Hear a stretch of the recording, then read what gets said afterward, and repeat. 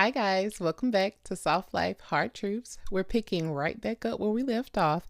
This is episode 2 to the series, Relationships and Finances. Let's get into it. You was pimping like that?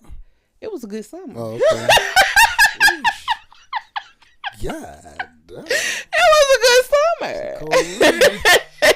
Cold world. It was a good summer. Okay, so we're moving on to stage 2.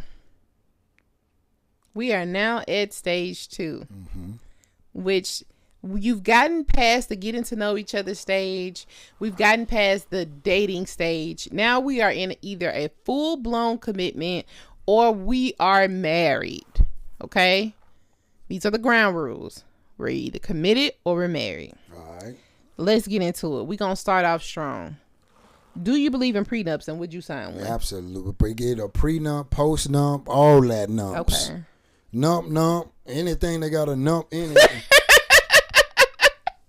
Get it, man. Look, let me tell you something. I know there's a young lady that's listening right now. You want to get married. There's a young fella that want to get married. And y'all in a relationship right now, and everything is just going so good. The butterflies in your stomach, everything is all good. I'll never end it with you. Man, you know how many people done said that? There's so many people that done said that. And we got, I don't know the statistics, probably 60% people get divorced. Yeah, I think it's high up there. Here's the game. When you marry somebody, you're not marrying just them. You're marrying the whole family. Facts. You are marrying that person's whole family.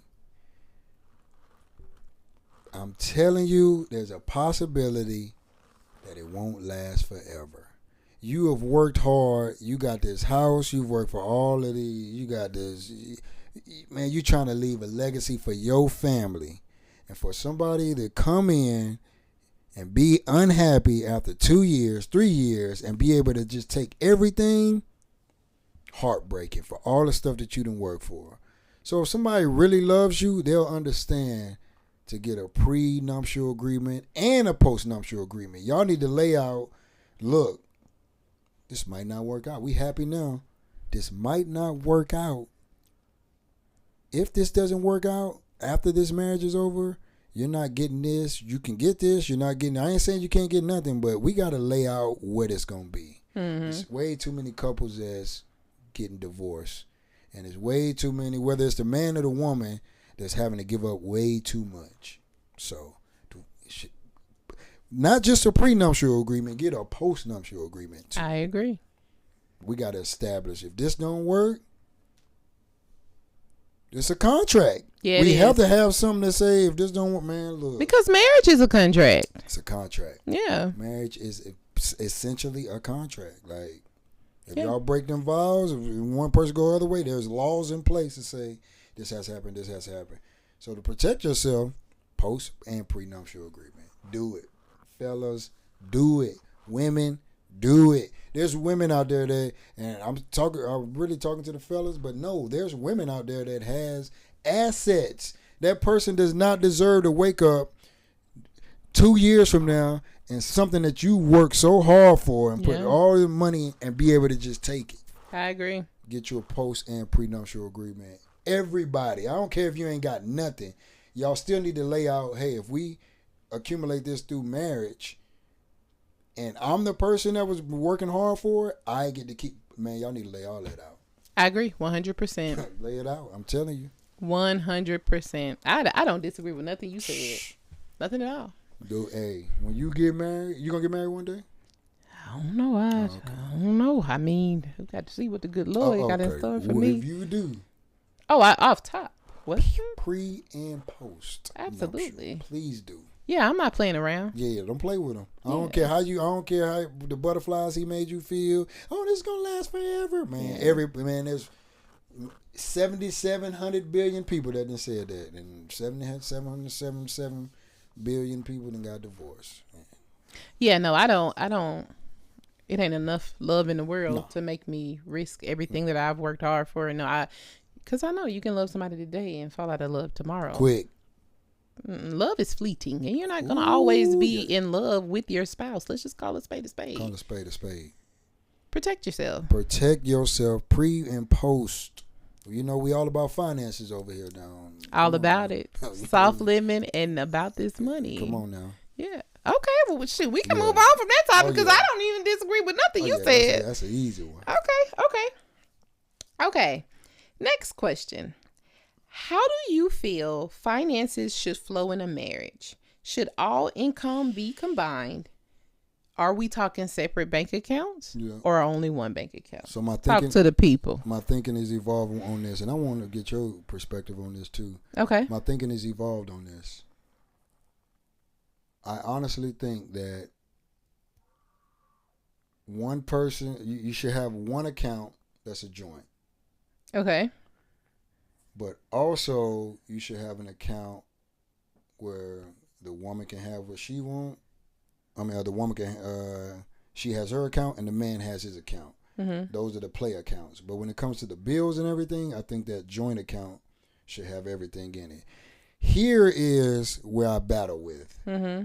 What if one person makes $200,000 and the other one makes $70,000? How much do you put into that joint account? So I've asked this question a lot to the few people that I do know are married, and what I've discovered is some people will have that joint account strictly for the bills. That's it. So every bill they have, they would straight down the middle, and so no matter how much each person makes, that money is going in. Hey, you pay your half. If our bills for the total of the month is $6,000, you putting in $3,000. I'm putting in $3,000. This is for the bills. No matter how much the person makes. No matter how much the person makes. Some people do that, but then some people do based off percentages. So if I make 50% more than you do, I may pay a little bit more of the bills based off the percentage. Gotcha. Some people do that. What would you do? Like Ooh. if you meet, Mr. Right tomorrow, man, that boy ready to get married a year from now, going straight into it, how would you? My God. He making 3 times more than you. Oh, 3 times more? 3 times more than you. How would you? But he's like, hey, I want you to. We're gonna figure out the finances. The finances you control how it works. And he says, if you want to do a percentage, cool. But if you want to split down the middle, cool too. What would you choose? I'm gonna do, and he makes 3 times more than me. I'm gonna do the percentage because, to be honest, I don't even want to pay bills. But I know this is 2025. I'll do the percentage because if he's making 3 times more than I am, that means that we are living a lifestyle that is probably 9 times out of 10 above my income. Yep. So we're probably somewhere in the middle, right? We're not at my income, but we're not at the height of his. We're probably right there in the middle. Yeah. So it would be more of a financial strain on me to pay that additional money. Gotcha. So therefore, I would do the percentage. Okay. Yeah. I think that's fair. Yeah. Yep, I think that's fair. That's a good question. Yeah. But I do know, and I don't know if this means that I'm not ready for marriage. I don't know. Uh-oh. Here we go, y'all. That joint bank account would be like really difficult for me if we're talking in terms of both of our checks going in there. That'll be a little tough for me. Or because you have some people that feel like I need access to every bank account you got. And that's why I really got to stop you there. Because if I let's just say hypothetically speaking, let's just say I have a savings account and I got $600,000-$700,000 sitting in there. I'm supposed to give you access to my money that I came in with. Like I struggle with that. As you should. Yeah. Me 15 years ago, shoot, probably 10 years ago, I would have said, yeah, everybody really happy. Yeah, I should have access. You should. No, I think even with that, you should have something to wear. Shoot, if you want to get your nails done, I shouldn't have to see You getting your nails done every other day? You know, if that's what you want to do. Because we know how you feel about paying for them nails. Oh, yeah. God damn. Jeez. Okay. Next question. Is it harder to build wealth when you're married, or does it actually help? It depends on who you with. It depends on, it all really boils down on the person and their mindset of money. Okay. Because it can make or break you. If you got a person that's not trying to build wealth, just, I'm just trying to spend all the money. They not really savvy. It's going to be hard to build wealth. Okay. With that person. But if you got somebody that's like, look, you know what I'm saying? I know what it is. I'm trying to save for my children's children. I'm trying to go to the next level. It's going to be easy. So it really, choosing the right spouse or choosing that right partner could be one of the best or worst decisions that you I agree. make. I agree 100%. So, that's why I dang, say equally yoked. You know what? What? The more we talking about it, money is got. You bring it up. See what I'm saying? Money is woo. That thing show up everywhere. It always shows up. That's why we got to get our money right, y'all. We got to get our mind right and our money right. I'm just saying. Wow. Okay, let me ask you this. Where do you feel men and women differ when it comes to viewing financial risk? Do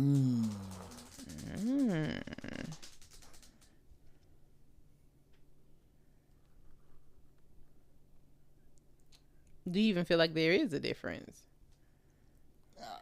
I have seen, I think it's straight down the middle. I'm going to tell you why. I think I've seen women that know how to invest and take risks in the stock market, and I've seen women who could care less about that. But I've seen the other side too, where it's a man that I'm all about, taking risk, and I've seen men that don't care about.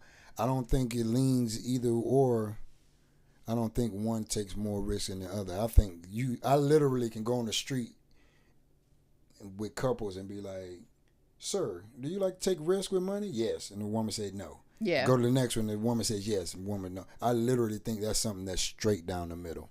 Okay. No, I literally that's fair. can ask 10 couples and you'll get man, woman, woman.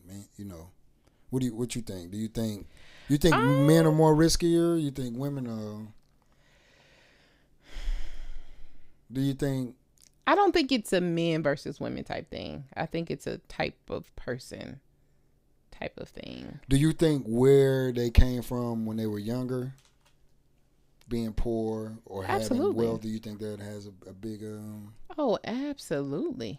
Absolutely. Because your upbringing really sets the tone for how you view money, your relationship with money, how you manage your money. Yeah. A lot of people, what you'll find is a lot of people that grew up poor or lower class, however you want to title it, they don't have the best relationship with money because it's okay, I haven't really ever had much. So it's they'll find once you get to a certain savings goals or once you have a certain amount of money, it's oh, you heard the term, it's burning a hole in my pocket. It's burning a hole in my pocket. That tends to be the trend, or it's you're not thinking future wise, right? Okay, I got $100 left over for this month after I done paid all my bills. I'm finna go down here, I'm finna go and, get me a little drink, go have me some martinis or something like that, versus somebody who might have grown up in a more financially healthy household and were taught different things. They may say, okay, well, instead of taking the whole $100 and going and buying me some drinks, I'll take 25 and I'll put this 75, I'll stash it away in case for a rainy day or in case, I want to do something else. So it definitely impacts that for sure. I'm just saying, y'all. Okay. Last question on this segment. How does ego and income play into relationship power dynamics? So when you say ego, are you meaning always like to use the example. If the man is paying all the bills, Yes, sir. If the man is, I got the money, I make the rules. You do what you say, you gonna do what I say. Is the woman is she bringing in any money? Or you're not going to put the scenario on? Okay, so let's give it a scenario. Yeah, let's give it a scenario. Because if a man is bringing all the money in and the woman is not bringing nothing in, there is going to be a certain, I don't want to say control, but it's going to be a certain, hey, I'm expecting you, it's going to be a higher expectation for 100%. I think either way. I think if the woman's bringing in money and the dude's not, especially if he's not bringing no money in, it's gonna be you're just gonna expect more from that person. Okay, you're not bringing money in, so I'm gonna need some fill in the blanks. It's different for every person, but yeah, I'm gonna need this house to always be clean. I'm gonna need the kids to always be taken care of. And man, don't be tripping. Don't be tripping on me. Yeah. Don't be tripping on you when what? At all. Cause why? Cause you paying the bills? Cause you make the money? What you tripping about? She doesn't get the right to feel a certain way about certain things. No, she can feel the right. I'm just saying, don't trip though. Don't be. So if she was bringing in income, she could trip. Still, I wish you wouldn't trip at all. Oh but my God. You bringing in income is a little different. Like, okay, I understand she was working all day. I understand why the house. Okay, I get it. I ain't gonna trip, but man, you ain't bringing no income. You chilling at the house all day, man. Look. You gotta do something. No, I understand that. Yeah, I do understand that. I do think it's typically whoever is the breadwinner typically tends to be tends to have more of the ego. I'm the boss. But even with that, you can have that ego, and the stuff that the person is asking for is basic stuff. I agree. You're not doing nothing. Like, you ain't bringing no money in, man. Just keep the house clean. Make sure the kids get, like, that's... But what if they refuse to do that? What is you doing? What is they doing now? Hey, what's going on, man? Okay, let me set the scene. Yeah. What if you have a woman and a man, they're married. The woman is bringing in $200K a year. The man is bringing in $30K a year. Right. He working. He said, I'm working. That's what I'm doing. Mm-hmm. So whose responsibility she got the expectation, hey, clean this house, cook this food. No, if he's still actually going to work, then so here's a Deronology. The woman's first ministry. I don't care if you want to be the employee of the year, be the employee of the year, but you're gonna have to be the mom of the year first. The woman's first ministry, to me, this is why I'm okay with a man working and a woman staying at home, because I have this view. A woman's first ministry is her family. Kids need to be good. Whatever it takes them, the kids to be good. Whatever it takes for the husband good. With the thing that the husband is being a protector, provider. He's doing all those stuff. Okay. A woman's first ministry should be her family. You should not be working so much that you can't take care of home. What if she define take care of home? Because what if she can hire a chef to cook the meals? All men care about is results. Oh, okay. Yeah, that's all we care about. We don't care who do it. Is it done? You got it done? Bet. So if you can hire a chef, bet. If you can keep the house clean by hiring a maid, better. Nanny, I wouldn't really want a nanny. I would really want the kids to, mama to take care of that. So that's probably one thing I'd be like, do they really need a nanny? But yeah, everything else, man, we only care about results. Look, act like you made that food, even if you went and got it from Boston Market and just put some salt on it. Yeah. All we care about is results. That's it. So if you hired somebody to do it, yeah, most men gonna approach it like that, man. As soon as I come, I just want to come in, the house is clean. I don't care if your sister did it or your mama did it. It got done. Okay. I'm good, yeah. Don't care who did it. Okay. Don't care who did it. But yeah, it is gonna be some type of ego when somebody makes more and the other person makes it differently less. It doesn't matter the dynamic. Yeah, I agree with that. And it's just different. It depends on the person's personality. Some people gonna have a way bigger ego. Like, oh, what? That's true. And then some gonna be like, look, man, we rocking. Like, just do your part. Yeah. Okay. So personality comes into play. 100%. Okay. Yeah. Okay. All right. So now we are in stage 3. Stage 3. The aftermath. When the relationship dissolves, whether Right. it is just a breakup or whether it is a divorce. Yep. But we are in the aftermath. First question. Yep.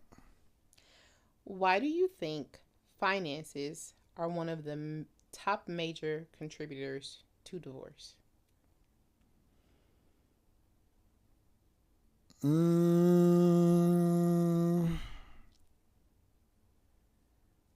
I mean, we kind of talked about the whole show. Everything comes back around to money. Like, everything comes back to money. Is this person making enough?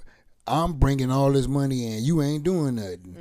You bringing all this money in, but you ain't making the house better. You know, we struggling. We doing this. Yeah, what quality of life will we have based on what this person brings in? If we have kids, what quality of life will my kids have? Could you do more? Could I do more?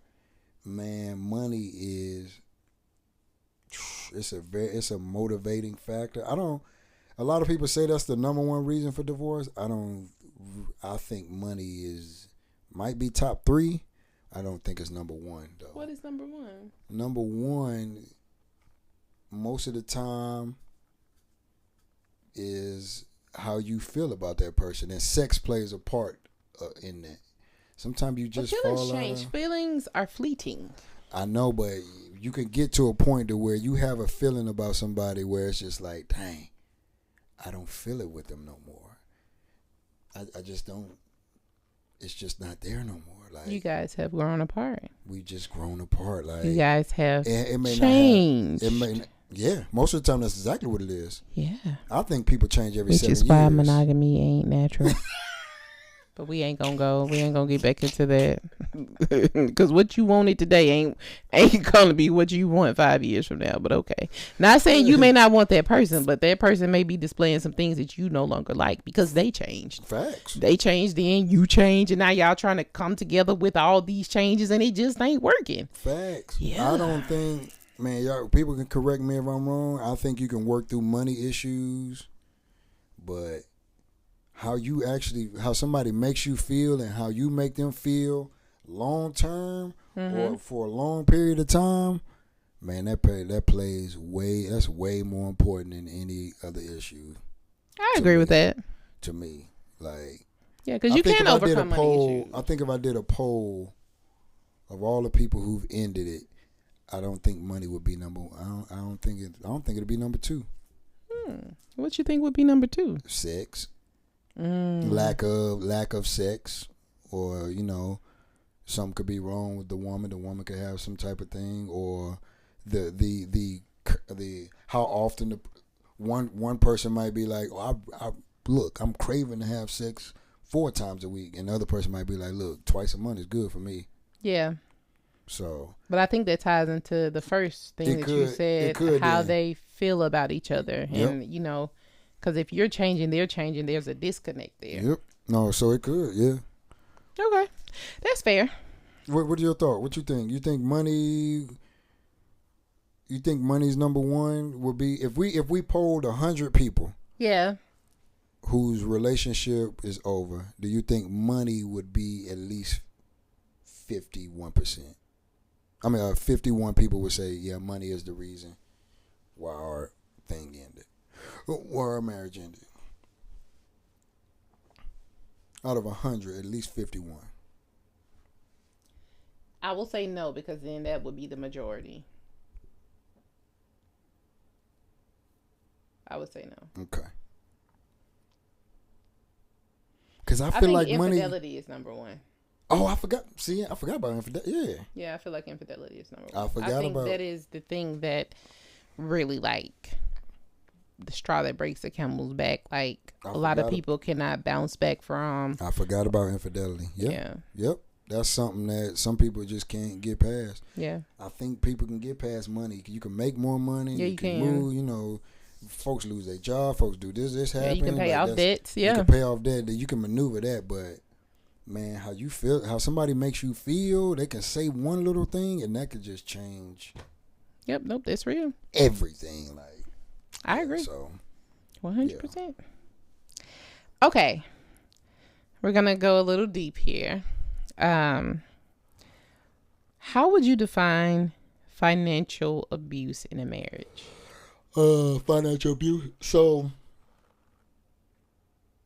let's say me and you was married, right? Mm-hmm. And we had an agreement that any amount that's spent over $600, we should disclose that. Mm-hmm. The abuse would come in is if when you don't agree or you go and you just buy you 4-5 purses, $1,200-$1,300, and we had that agreement that, man, when you spend $600, man, look, we said we was gonna agree on it. The abuse comes in when you like, I don't care what that person. This is mine. I can do what I want with XY. I think the abuse come in when y'all agreed on something and bless you. Thank you. Y'all agreed on something and the agreement is over. Okay. I think that's fair. I view it from a more serious standpoint, more of something along the lines of I have to get permission for to every buy person? Groceries. Oh yeah, no, that's extreme. That's financial abuse. Oh yeah, no, that's extreme. Yeah, that's extreme. If anybody that's in something like that, like that's not the person for you. Like it's not the person for you, and you need to get out. Yeah, you need to get out of that. There should be a level of trust. Like, hey, I know you got to take care of this. Like, I shouldn't even have to look at. Yep.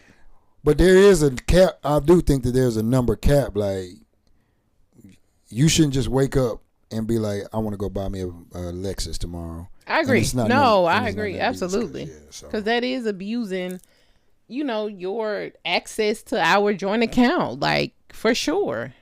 Those are conversations that need to be had, especially large purchases like that. Yeah, what? But you'll be surprised. People just get up and I felt like doing it. You don't. Yeah, no. Yeah, no. Absolutely not. Okay, next question. Last question. How does one prepare financially before you walk away from a marriage? So if your marriage, you guys have decided this is not working and unfortunately you are going to have to go separate ways. How can a person prepare for that financially? What does that look like? I don't think you can prepare for it. Yeah. Unless you were the person that's like, all right, I know within 2 years the only way you really can prepare for it is take a little bit of money, put it to the side. Take money here, put it to the side. I know in 2-3 years that I'm about to end this. But if you don't know, there ain't no way to prepare. Like, save without the other person knowing. Like, open up another bank account, put a little money to the side. But yeah, I mean, if you got that type of marriage like that, there's no way to prepare. It's always just gonna be like, okay, now I gotta start. Yeah, but I don't know if you can. I mean, you can. Like I said, if you know in 2 years I'm about to end this for this person. Then you could just take a little bit, put it to the side. And people do that, especially women. Mm-hmm. Oh, yeah. One thing I will say, I think that, because I do believe that you get to a point to where you know what reality starts to set in. This ain't going to work. Yep. This isn't going to work. Facts. And I would say once you get to that point and it is like, all right, you guys are having the conversations. We're probably going to go our separate ways. All of that takes time, right? You guys don't wake up and just go separate ways, right? You file for your divorce. If you have properties and things together, you have to go through the process and all of that. Mm-hmm. What I will say is, let's just say you guys are married. Maybe they were the breadwinner. One way you can prepare is, hey, you need to go get a job if you don't have one. Or if if you know you don't make enough money to live on your own, you need to start, looking at ways that you'll be able to take care of yourself. Maybe, hey, I need to pick up another job, a second job. Right. Let me make arrangements with my parents. I need to move back in for a couple of years. Do not go and make a big purchase. Don't go buy a brand new car. Like, don't go spending your money stupidly on designer bags and things like that you normally would do when you guys are married, because you know that income is about to be removed. So I would just say having some type of forethought, right? So you need some type of exit strategy. You're going to have some type of plan in place when this marriage is getting ready to dissolve. Yeah. I would sit down, if we're living together. Okay, I know that we're probably gonna have to put the house up for sale. All right, I need to start looking at what can I afford. I can't afford to live on my own. I'm moving in with my mom. I can't afford to live on my own. Now I'm going to look at apartments. You probably haven't looked at apartments in 10 years because y'all been married. Now I'm going to look at apartments to see what the rates are. Do I have a reliable vehicle? Will he take that vehicle when we do split up? Okay. Now I need to get even tight with my spending. I need to set some money to the side so I can have a vehicle to get back and forth to work. Those type of things. Like you need to be thinking what your life is going to be like when this person is gone, because you will not have access to that income. Yep. So I would say that's the type of prep that you can do. Nope, that's good. No, you own it. That's good. That's what you can do. All right, guys, this has been a really good discussion. I had a really, really good time. We've been going for a long time. Good times. We knew what it was. Yeah, we already knew. We knew what it was gonna be. We knew exactly what it was gonna be. We did. It's late where we are right now. We knew this how it was gonna go down. We already knew, but it's been a really good time. So really quick, the finance column. Deron has already touched on this. My advice for this week will be always protect your assets and your finances in and out of love. You already talked on it. You touched on it. Feelings are fleeting. You'll love somebody today. You could possibly hate them tomorrow. Either way it goes, protect your money, protect your assets. Please do. Yeah. Hey, that's a good word right there. Sure. Yeah. All right, now it's time for the hard truth of the week. Okay. Yeah. So, since we have a guest today, he will be doing us the honor of providing us with the hard truth of the week. So, Deron, tell us, what is your hard truth of the week? Imitation. Trying to be somebody else. Trying to emulate somebody else. Imitation is suicide. Ooh. Emerson, one of the greatest essays that I've ever read is called Self-Reliance, and that quote will stick with me. Imitation, trying to be somebody else or do what they do, is suicide, man. Like, it's never gonna work. You gotta be your authentic self. People can see that. People can recognize that. If you're trying to be somebody else and look up, you can look up to people. You can have mentors and all that. But you need to be your authentic self. If you're trying to imitate or emulate somebody else exactly how they do stuff, man, you're committing suicide with who you really are. It's a hard truth, man. Be authentic. Be yourself. Be yourself. Somebody needs exactly what you have. There's 50,000 different breads in the store. And I guarantee your favorite type of bread might not be my favorite type of bread. And that's real. So, yeah, man. Be yourself, man. Be authentic, man. Somebody needs exactly who you are. Oh, wow. I love that. Yeah. That's a good word for the people. Are y'all listening? Y'all got to hear me out now. Hear me. Oh, my goodness. Okay. Come on. You so wise. Hey, imitation is suicide, man. Imitation is suicide. Killing yourself, man. I agree with that. That is a really good one. Thank you for that. Okay. Deron has ended us off very well. Very right. Man, this has been fun, man. I have enjoyed myself. I really want us to do this again. Hey, I will come on anytime you want me to. Okay, come on now. Anytime. You already know. Anytime. All you got to do is make the call. That's it. I'm here. And I'm going to make it because we're going to run this back. I'm gonna make it. We're gonna run this back because I have been thoroughly enjoyed you, and I know the viewers have too. Absolutely, man. We appreciate y'all. We appreciate y'all tuning in, man. Yes, we do. Please make sure you like, comment, subscribe, and share. Share this with your friends, your family, anybody that you feel can benefit or that would just really enjoy the dialogue. Still trying to grow the family here, so y'all please like, share, subscribe. You better do it right now. Right now. Don't hesitate. Please. Okay. And thank y'all so much for tuning in. So it is the time where we end the show. We gotta end it. We have to. We coming back though. We're coming back. End it. We gotta end it. But we're coming back. So take our glasses. Here's to softer living. Yeah. And truths that set you free. Let's get it. Ow. My homie. Let's get it, homie. Yeah.